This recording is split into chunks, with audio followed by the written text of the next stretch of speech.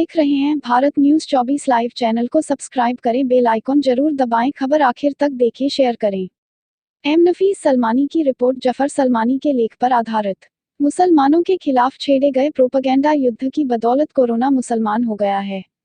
दर्जनों ऐसी खबरें आई हैं जिसमें अस्पताल प्रशासन ने मुसलमानों का इलाज करने से साफ मना कर दिया। मेरठ में वेलेंटिस कैंसर अस्पताल है। इस अस्पताल ने 2 दिन पहले दैनिक जागरण अखबार में आधे पेज का विज्ञापन दिया, जिसमें कोरोना का जिम्मेदार तबलीगी जमात को ठहराया गया। इतना ही, इस विज्ञापन में तबलीगी जमात के बहाने प्रत्यक्ष रूप से मुसलमानों का सामाजिक बहिष्कार करने, उनके खिलाफ नफरत को लामबंद करने की अपील की गई है। सवाल है कि अगर कल किसी मुस्लिम को कोरोना फैलाने के नाम पर लिंच करके मार दिया जाता है तो उसका जिम्मेदार कौन होगा? यह विज्ञापन यह भी स्पष्ट करता है कि वेलेंटिस कैंसर अस्पताल खुद सांप्रदायिकता के कैंसर से ग्रस्त है। वेलेंटिस निजी अस्पताल है, उसके अपने डॉक्टर हैं। अस्पताल प्रशासन की मर्जी है कि वह जिसका चाहे इलाज करे, जिस पर चाहे इल्जाम धरे। सवाल मुस्लिम मठाधीशों से है कि उन्होंने क्या किया। धार्मिक आयोजनों पर अरबों फूंक दिए गए, लेकिन मूलभूत समस्याओं से निजात पाने के लिए कभी कोई योजना क्यों नहीं बनाई? लग्जरी चेयर पर बैठकर 2.5-3 घंटे की तकरीरों, पाजामा कहाँ बांधना, नीयत कहाँ बांधनी है, इस्तिंजा ढीले से करना है कि पानी से, खतना के आयोजन में क्या बांटना है, इन्हीं में उलझकर एक पूरा समाज माचिस की डिब्बी में बंद होता चला गया।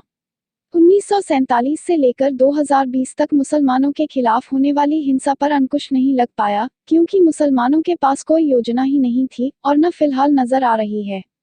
देखते देखते तबलीगी जमात के बहाने कोरोना मुसलमान बना दिया गया। मौलाना साद पर संगीन धाराओं में मुकदमे लाद दिए गए। इतना ही नहीं, मनी लॉन्ड्रिंग तक का मुकदमा मौलाना साद पर लगा दिया। क्या यह पैसा मौलाना साद का था? नहीं, यह समाज के उत्थान के लिए था, लेकिन अब जब्त कर लिया जाएगा। वह पैसा अगर डॉक्टर, इंजीनियर, वकील, सिपाही, सैनिक, अफसर, पत्रकार बनाने में लगाया होता तो आज के हालात वैसे नहीं होते जो अब दिख रहे हैं। इस देश में भारतीय रेलवे के बाद अगर सबसे ज्यादा अगर किसी समाज के पास वक्फ की जमीन है तो वह मुस्लिम समुदाय है। लेकिन उस जमीन का इस्तेमाल क्या हो रहा है? क्या इसका जवाब किसी के पास है?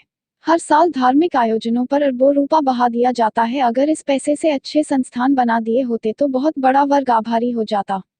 लेकिन विज्ञान को शिर्क बताकर एक पूरे समाज को दूसरों के रहमो करम पर जिंदगी गुजारने के लिए मजबूर कर दिया गया। डॉक्टर मनमानी रकम वसूल कर इलाज कर रहा है, ऊपर से इस एहसान के नीचे भी दबा रहा है कि हमने तुम्हारा इलाज किया। यही हाल वकीलों, अफसरों, थानेदारों, सिपाहियों, सरकारी दफ्तर के बाबुओं का है।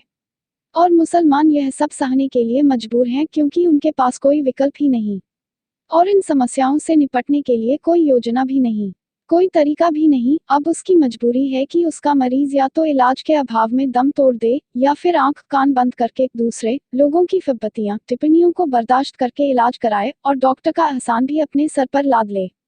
क्योंकि जिनके पास संसाधन है, क्षमता है, जनता है, उन मठाधीशों का सारा संघर्ष अपना मठ बचाने, सीबीआई ईडी से गर्दन बचाने में लगा हुआ है।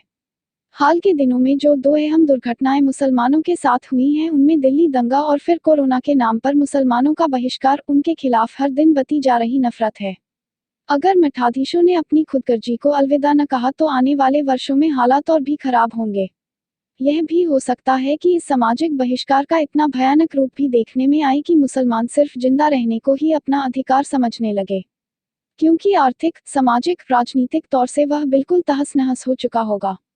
आप देख रहे थे भारत न्यूज 24 लाइव। चैनल को सब्सक्राइब करें, बेल आइकॉन जरूर दबाएं, शेयर करें। जफर सलमानी के लेख पर आधारित एम नफीस सलमानी की रिपोर्ट।